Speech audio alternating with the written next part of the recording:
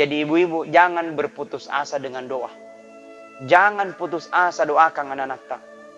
Kalau nakal doakan lagi. Kalau nakal doakan lagi. Insya Allah di setiap doa-doa berkhusus ibu-ibu. Karena itu Pak ibu-ibu keramat itu mulutnya. Makanya itu ibu-ibu semarah apapun ke anak-anak jangan sembarang nipau. Ada biasa anak asu. Ini tidak boleh nih. Anak anjing tidak boleh begitu Pak. Itu laknat itu. Ya, laknat itu. Jadi apa kira-kira pula bilang ke anak anjing sekalinya bilang jadi kita mama apa-apa. Mama anjing juga. Nah itu. Tidak boleh. Doakan saja yang baik-baik. Semarah apapun kita. Lebih baik kita tinggalkan kalau memang kita marah. Jangan sembarang kita bilang. Boleh kita bilang-bilang tapi yang bagus. Anak bupati kok.